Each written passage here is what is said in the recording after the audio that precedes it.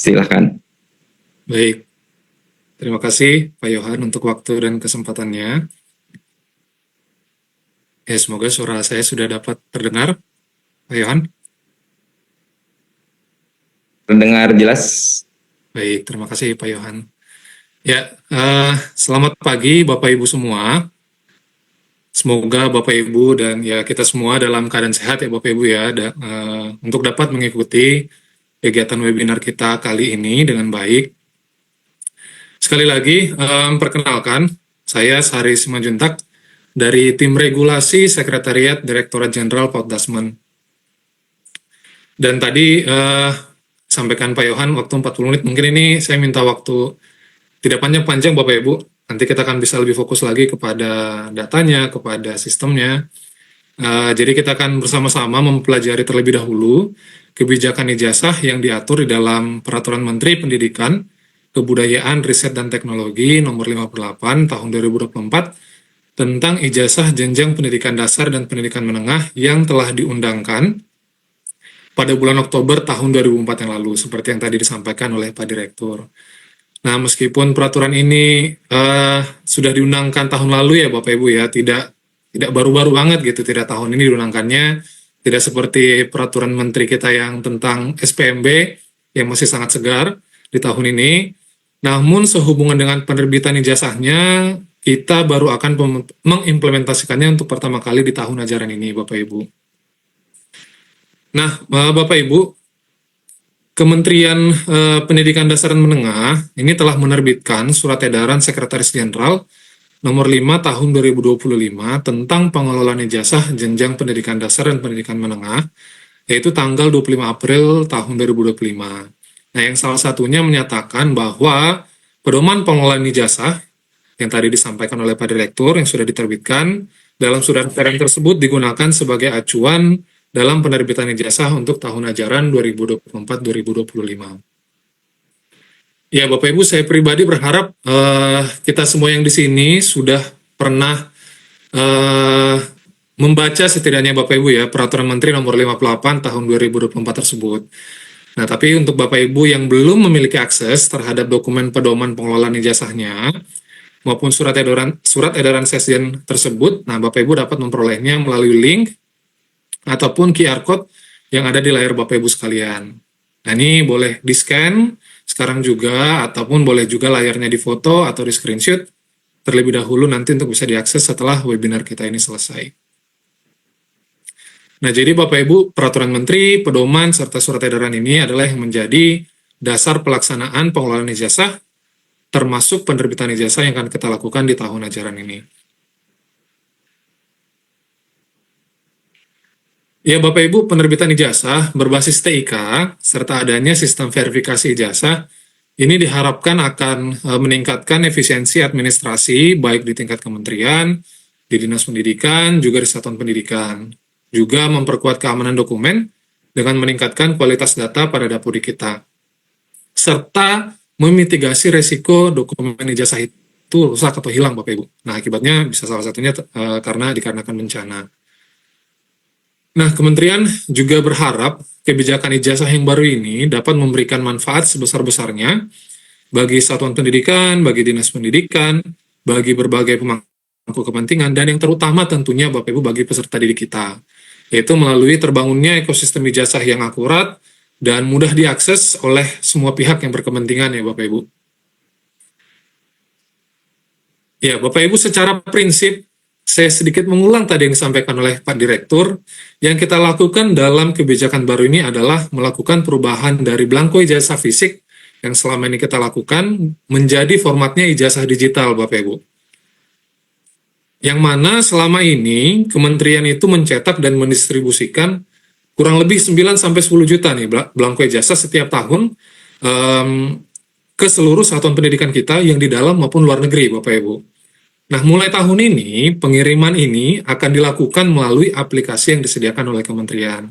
Nah, nantinya setiap satuan pendidikan akan dapat mendownload format ijazahnya masing-masing untuk kemudian dicetak di satuan pendidikan. Ya, Bapak Ibu, selanjutnya, kebijakan ijazah yang baru ini di dalam Permen 58 ini berlaku untuk siapa saja. Nah, Peraturan Menteri Nomor 58 ini mengatur tentang ijazah bagi SD, SDLB, SMP, SMPLB, SMA, SMALB, SMK, serta program paket A, B, dan C kita. Nah, termasuk juga Bapak Ibu untuk satuan pendidikan SPK, SILN, serta program paket kita yang ada di luar negeri. Seperti itu. Nah, lalu ijazahnya diberikan kepada siapa? Nah, ijazah ini diberikan kepada peserta didik yang telah menyelesaikan proses pembelajaran sesuai dengan ketentuan peraturan perundang-undangan yang berlaku tentunya, dan memenuhi syarat kelulusan yang ditetapkan oleh satuan pendidikan. Jadi artinya Bapak Ibu, setiap peserta didik yang terdaftar di seluruh satuan pendidikan Indonesia, baik yang ada di dalam negeri maupun yang di luar negeri, lalu terdata di Dapodik dan ditetapkan lulus oleh satuan pendidikan, akan mendapatkan ijazah di dalam mekanisme ini.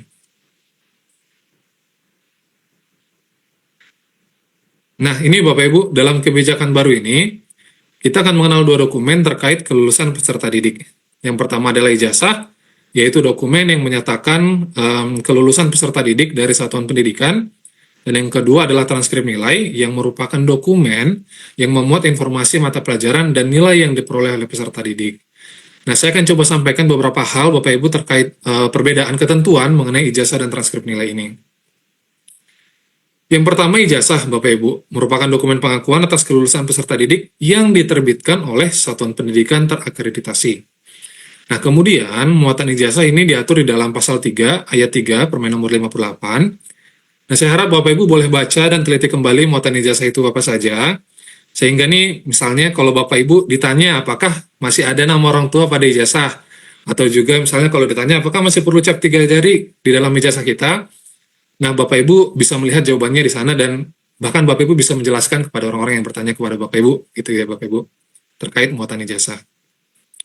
Dan terakhir, satuan pendidikan nanti akan mengunduh format ijazah melalui sistem atau aplikasi yang disediakan oleh kementerian. Nah, Bapak Ibu, format ijazah ini yang Bapak Ibu lihat di sebelah kiri layar Bapak Ibu, ini adalah format baku dari kementerian Bapak Ibu. Sama seperti belangko ijazah fisik yang selama ini kita pergunakan. Format ini adalah format baku sehingga tidak dapat dilakukan penambahan muatan ataupun elemen-elemen lainnya pada format ijazah tersebut. Ya, selanjutnya Bapak Ibu, kalau tadi ijazah itu formatnya di-download melalui aplikasi kementerian, nah transkrip nilai ini akan dibuat dan diterbitkan oleh satuan pendidikan asal, di mana peserta didik terdaftar dan melalui proses pembelajarannya. Nah, kemudian juga muatan yang diatur di dalam Permen 58 ini adalah ketentuannya muatan paling sedikit, Bapak Ibu, sehingga dimungkinkan satuan pendidikan untuk menambahkan informasi lainnya yang dipandang perlu untuk dimuat di dalam transkrip nilai. Contohnya, kalau satuan pendidikan ingin menambahkan informasi tentang kurikulum yang digunakan, atau juga misalnya satuan pendidikan ingin menambahkan informasi tentang jenis kekhususan bagi peserta didik penyandang disabilitas. Itu dimungkinkan ya Bapak Ibu.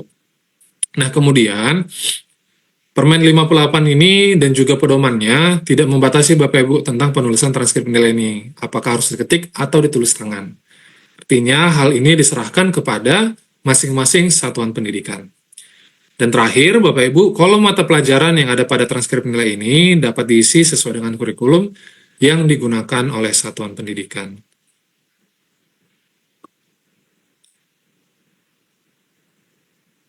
Ya, Bapak Ibu, ketentuan berikutnya di dalam peraturan menteri ini, seperti tadi yang saya sebutkan, ijazah ini akan diterbitkan oleh satuan pendidikan yang terakreditasi. Nah, yang pertama dulu Bapak Ibu, kalau masa berlakunya habis, tentunya satuan pendidikan melakukan perpanjangan akreditasi melalui mekanisme yang ditetapkan oleh BAN PDM dalam hal ini Bapak Ibu. Nah, lalu bagaimana dengan satuan pendidikan yang belum terakreditasi? Nah, sebelumnya Bapak Ibu, sepertinya kita perlu memisahkan antara yang belum terakreditasi dengan satuan pendidikan yang statusnya tidak terakreditasi ini Bapak Ibu.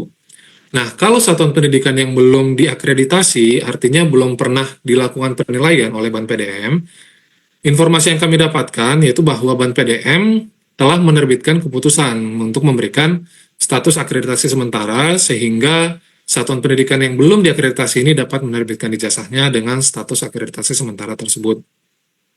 Tentunya masa berlakunya tidak sama dengan status akreditasi definitif ya Bapak Ibu ya.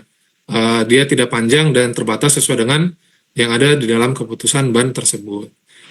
Nah, sedangkan kalau satuan pendidikannya tidak terakreditasi statusnya, nah ini maka satuan pendidikan tersebut akan diindukkan ke satuan pendidikan yang terakreditasi untuk penerbitan ijazahnya. Nah, khusus untuk pendidikan kesetaraan, Bapak Ibu, untuk program A, B, dan C, yang berlaku akreditasinya itu adalah untuk layanannya. Jadi nanti bukan pada satuan pendidikannya. Sehingga nanti untuk pengundukannya akan menyesuaikan ya Bapak Ibu ya. Nah, lalu kemudian data peserta didiknya tidak dipindahkan Bapak Ibu. Jadi tetap melekat pada satuan pendidikan asalnya. Nah, sehingga nanti untuk penerbitan ijazahnya akan tertulis nama satuan pendidikan asal peserta didik dengan penandatanganan yang dilakukan oleh kepala satuan pendidikan induknya. Jadi seperti itu ya Bapak Ibu ya. Jadi nanti ketika peserta didik dinyatakan lulus, akan tetap dinyatakan lulus dari satuan pendidikan di mana dia terdaftar. Tapi untuk penerbitannya akan dilakukan oleh satuan pendidikan induk. Nah, Bapak Ibu, untuk satuan pendidikan induk ini akan ditetapkan oleh Dinas Pendidikan, oleh Kementerian atau Atas Pendidikan sesuai dengan kewenangannya untuk setiap tahun ajaran berkenaan.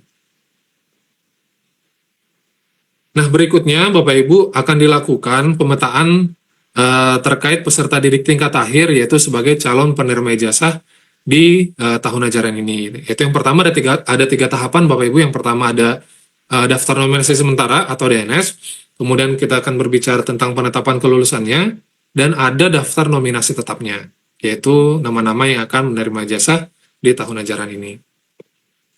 Nah, yang pertama Bapak Ibu, pada tahap DNS, ini satuan pendidikan memiliki kewajiban untuk melakukan verifikasi terhadap daftar tersebut, daftar DNS-nya, yaitu memastikan kebenaran data terkait identitas peserta didik, serta melakukan perbaikan data jika terdapat data yang belum sesuai. Nah, kemudian Bapak Ibu, tentang penetapan kelulusan peserta didik ini akan dituangkan di dalam SK Kepala Satuan Pendidikan.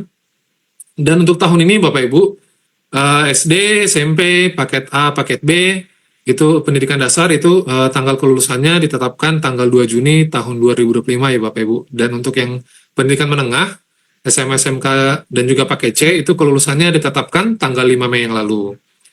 Nah, sebelum ijazah diterbitkan ini, Bapak Ibu, kelulusan peserta didiknya dituangkan dalam surat keterangan lulus. Nah, ini yang diterbitkan pada tanggal yang sama dengan tanggal penetapan kelulusan. Dikarenakan nanti dari tanggal penetapan kelulusan ini sampai dengan penerbitan ijazahnya akan ada periode waktu ya Bapak Ibu untuk proses mekanisme yang akan perlu dilakukan di dalam mekanisme ijazah kita. Nah, selanjutnya, untuk dapat ditetapkan sebagai DNT, tadi yang disampaikan oleh Bulani gitu ya dalam pembukaannya, dalam sambutannya, nanti satuan pendidikan akan perlu membuat surat pernyataan tanggung jawab mutlak SPTJM untuk menyatakan data yang ada di dalam DNS tadi dan yang sudah ditetapkan kelulusannya itu sudah benar. Nah, DNT ini akan ditetapkan paling lambat 14 hari kerja setelah tanggal penetapan kelulusan peserta didik. Nah, selanjutnya Bapak Ibu, Kementerian juga akan menyediakan sistem untuk dapat melakukan verifikasi atas ijazah yang diterbitkan mulai dari tahun ini, artinya yang menggunakan mekanisme yang diatur dalam Permen 58. Nah, verifikasi ini akan dilakukan terhadap nomor ijazah nasional yang tertera pada ijazah. Ya, adapun nomor ijazah itu terdiri dari 15 angka Bapak Ibu nantinya. Ada kode negara, kode satuan pendidikan, lalu ada tahun lulus, ada nomor urut nasional, serta nomor acaknya. Nah, untuk kode satuan pendidikan, nah ini seperti yang Bapak Ibu perhatikan di layar, contohnya ada SD nanti akan menggunakan kode 11, kalau di SMP nanti kodenya 21, dan seterusnya. Nah, sebagai contoh Bapak Ibu, nomor ijazah nasional nih untuk ijazah dalam negeri, nanti nomor ijazah nasionalnya adalah 131 2025 0035 7349. Itu contoh nomor ijazah nasional untuk satuan pendidikan SMA di dalam negeri. Ya, selanjutnya Bapak Ibu tentang ijazah, penandatanganan ijazah dan transkrip nilai. Ini ijazah dan transkrip nilainya akan disahkan dengan tanda tangan Kepala Satuan Pendidikan. Nah, ini penandatangannya bisa dilakukan dengan tanda tangan basah atau dengan tanda tangan elektronik tersertifikasi. Nah, ini tadi yang disebutkan oleh Pak Direktur sebagai ijazah elektronik nantinya jadinya ya Bapak Ibu. Nah, ketentuan berikutnya yaitu kalau stempel itu nanti hanya akan perlu dibubuhkan jika ditandatangani dengan tanda tangan basah. Ini kita mengikuti ketentuan untuk dokumen elektronik yang berlaku pada saat ini, Bapak Ibu. Nah, ini terkait status kepala sekolah masih sama seperti ketentuan di tahun-tahun sebelumnya, Bapak Ibu. Untuk kepala satuan pendidikan dengan status pelaksana tugas atau PLT, itu dapat menandatangani ijazah maupun transkrip nilai. Nah, Bapak Ibu, dari keseluruhan penjelasan tadi, mungkin ini berikut adalah gambaran umum alur penerbitan ijazah yang akan kita lakukan pada tahun ini. Yaitu mulai dari update data peserta didik dan satuan pendidikan melalui ekosistem data yang ada di kementerian, dan data dalam ekosistem pada tahap ini merupakan DNS-nya ya Bapak Ibu ya, yang sudah berjalan sampai dengan saat ini. Lalu nanti ada penetapan kelulusan peserta didik, yang SK-nya nanti akan dimasukkan, diunggah di dalam sistem manajemen ijazah. Selanjutnya ada DNT. Nah, lalu penerbitan nomor ijazah nasional oleh Pusdatin Bapak Ibu. Nah, setelah semua informasinya lengkap, nanti sistem akan menerbitkan format ijazah untuk setiap peserta didik. Nah, baru kemudian satuan pendidikan mendownload format ijazahnya untuk kemudian di-print atau dicetak jika pakai tanda tangan basah. Nah, selanjutnya satuan pendidikan akan membubuhkan foto pemilik ijazah pada format. Nah, ini ketentuan yang kita atur. Untuk foto ini di dalam peraturan menterinya, yaitu ukurannya 3 x 4 cm, Bapak Ibu, dan dia dapat berwarna ataupun hitam putih. Nah, kemudian format ijazahnya ditandatangani dan distempel, tadi kembali lagi jika tanda tangannya tanda tangan basah.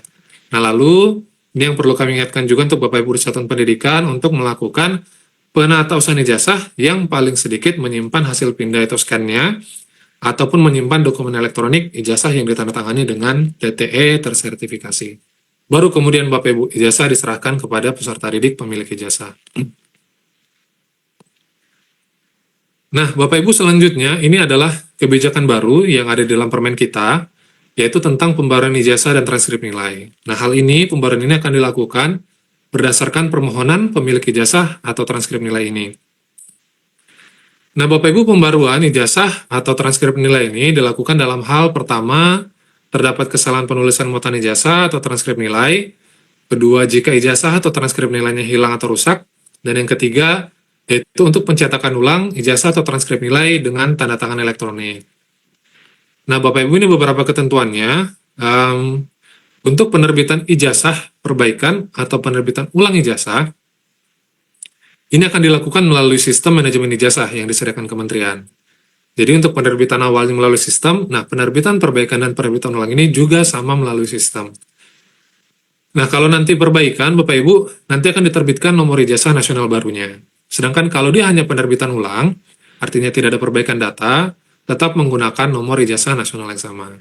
Nah, nanti untuk penandatanganannya, penerbitan perbaikan ataupun penerbitan ulang ini akan disahkan oleh tanda tangan kepala sekolah yang menjabat pada saat penerbitan ulang ataupun perbaikan ini dilakukan. Ya, ini adalah gambar format ijazah perbaikan yang dicetak ulang atau diterbitkan ulang ya Bapak Ibu, dengan format ijazah yang sama yang ada di sebelah kiri, namun dengan tambahan keterangan pada bagian bawahnya, perbaikan untuk perbaikan dan dicetak ulang untuk yang dicetak ulang. Nah, sama halnya dengan transkrip nilai juga Bapak Ibu, perlakuannya sama jika itu dia ada perbaikan untuk transkrip nilainya ataupun dicetak ulang transkrip nilainya. Nah, ini penjelasannya Bapak Ibu untuk spesifikasi kertas yang dapat digunakan oleh satuan pendidikan ketika akan mencetak ijazah dan transkrip nilai. Nah, yang pertama untuk ijazah, nanti ukurannya A4 ya Bapak Ibu ya, ukuran kertasnya. Sedangkan untuk ketebalannya yang kita atur itu minimal 80 gram. Artinya boleh lebih dari 80 gram Bapak Ibu, tapi tidak boleh kurang. Nah, warna kertasnya putih Bapak Ibu. Lalu untuk jenis kertasnya, ini kita tidak batasi. Misalnya atau hanya kertas HVS atau jenis kertas lainnya. Tapi ini kita kembalikan kepada satuan pendidikan sesuai dengan kemampuan dan kebutuhan setiap satuan pendidikan.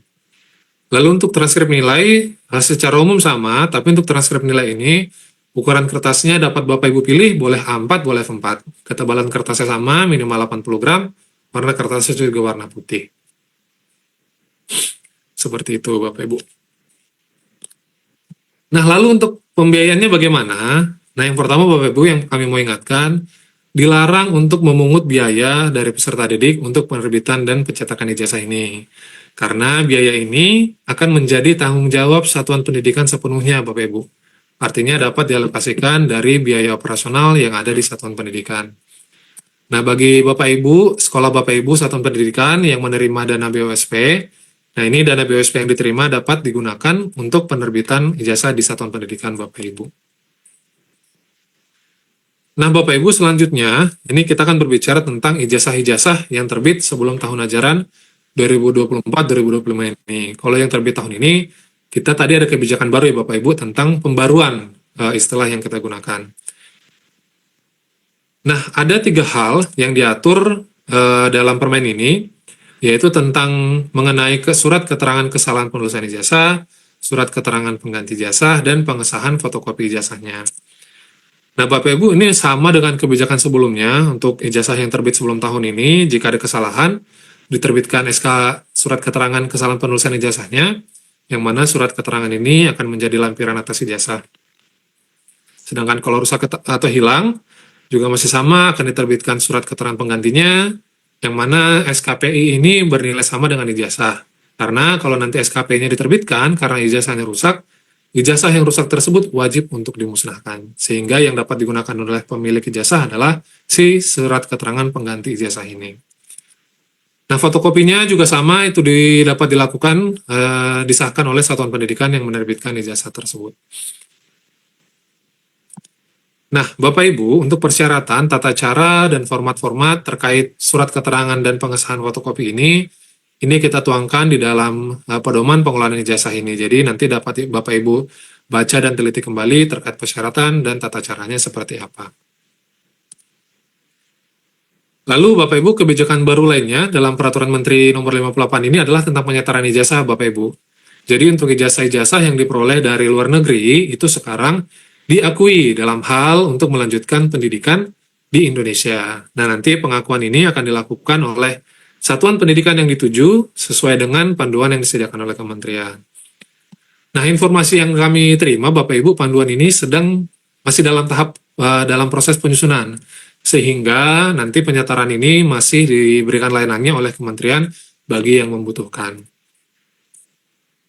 Nah, jadi Bapak Ibu, dengan diundangkannya Permen 58 tahun lalu pada bulan Oktober, ini kebijakan-kebijakan yang tertuang dalam peraturan menteri sebelumnya, yaitu nomor 29 tahun 2014, juga nomor 14 tahun 2017 ini kemudian dicabut dan dinyatakan tidak berlaku. Jadi tidak dapat kita gunakan lagi setelah peraturan menteri nomor 58-nya sudah diundangkan. Nah, ini bagian terakhir, Bapak Ibu, kita akan coba sama-sama melihat bagaimana lini masa penerbitan ijazah untuk SD, SMP, paket A dan paket B untuk tahun ajaran ini ya Bapak Ibu ya, sesuai dengan permen dan juga pedoman pengelolaan ijazah kita. Nah, pertama ada DNS Bapak Ibu. Nah, proses DNS ini sudah berjalan dari awal tahun ya Bapak Ibu, sejak permennya sudah diundangkan dan mulai diimplementasikan.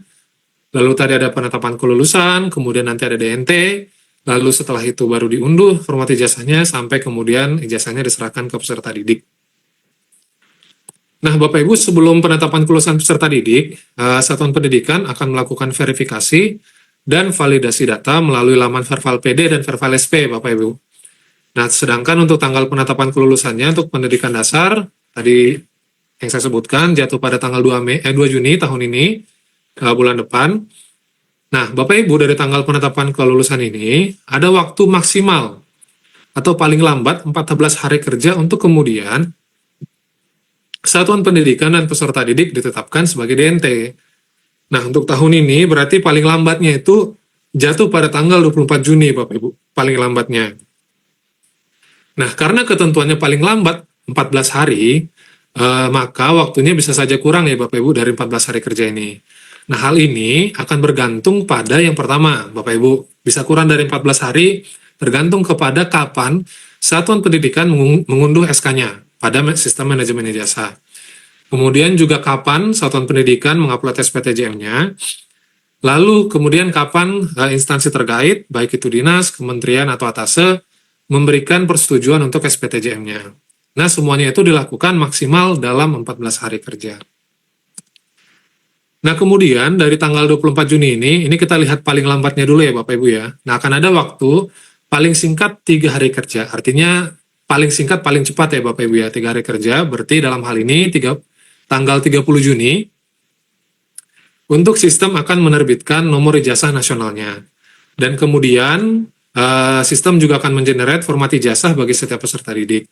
Nah, kalau misalnya tanggal DNT-nya itu 10 Juni Bapak Ibu, berarti kurang dari 14 hari ya, artinya nanti H+3-nya yaitu tanggal 13 Juni, nah itu baru kemudian Satuan Pendidikan dapat mengunduh format ijazahnya. Dan begitu seterusnya Bapak Ibu. Nah, baru kemudian Satuan Pendidikan dapat mendownload format ijazahnya untuk kemudian ditandatangani. Baru kemudian setelah itu diserahkan kepada peserta didik. Jadi seperti itu ya Bapak Ibu untuk gambaran penerbitan ijazah di tahun ini untuk jenjang pendidikan dasar. Nah, hal ini untuk alurnya juga berlaku sama Bapak Ibu untuk jenjang pendidikan menengah dengan alur yang sama, namun penetapan kelulusannya itu adalah tanggal 5 Mei yang lalu. Jadi sudah dilakukan penetapan kelulusannya, jadi sudah berjalan untuk sampai nanti akhirnya dapat ditetapkan daftar nominasi tetapnya untuk pendidikan menengah. Ya, demikian Bapak Ibu, Pak Yohan, materi yang dapat saya sampaikan. Semoga cukup jelas dan juga dapat dimengerti dengan baik tentang kebijakan ijazah yang diatur di dalam Permen 58 tahun 2024 beserta dengan pedomannya. Terima kasih banyak Bapak Ibu untuk perhatian yang diberikan sepanjang pemaparan materi ini, dan untuk selanjutnya saya kembalikan pada Pak Yohan. Terima kasih. Ya, terima kasih banyak Pak Saris atas presentasinya. Baik Bapak Ibu, Sobat Sekolah Dasar, setidaknya ada beberapa hal penting yang kami catat dan perlu kita ingat bersama dari paparan Pak Saris tadi. Yang pertama bahwa tampilan maupun informasi yang tertera di dalam ijazah elektronik itu kurang lebih sama dengan belangko ijazah digital. Hanya saja metodenya untuk ijazah elektronik ini sekolah bisa langsung mengunduh atau mendownload ijazah tersebut, sehingga ini akan relatif lebih mudah bagi murid dan juga orang tua. Kemudian yang kedua, bagi sekolah yang tidak terakreditasi, itu harus menginduk ke sekolah yang terakreditasi. Kemudian perlu kita ingat bersama Bapak Ibu, Kepala Sekolah dan juga Dinas Pendidikan Kabupaten Kota bahwa tanggal kelulusan untuk SD dan sederajat itu adalah tanggal 2 Juni. Kemudian hal penting yang perlu kita catat juga adalah larangan untuk memungut biaya penerbitan ijazah elektronik. Nah, untuk proses penerbitan ijazah elektronik itu biayanya sekolah dapat menggunakan bantuan operasional satuan pendidikan yang sudah diberikan oleh pemerintah. Jadi sekolah dilarang untuk memungut biaya kepada orang tua. Tadi Pak Sari sudah menyampaikan sejumlah regulasi tentang kebijakan e-ijazah ini. Selanjutnya kita akan menyaksikan pemaparan dari Ibu Anggun Fadlin Litrianti dari Pusat Data dan Teknologi Informasi Kementerian Pendidikan Dasar dan Menengah tentang aplikasi ataupun platform ijazah elektronik atau e-ijazah. Kepada Ibu Anggun kami persilakan.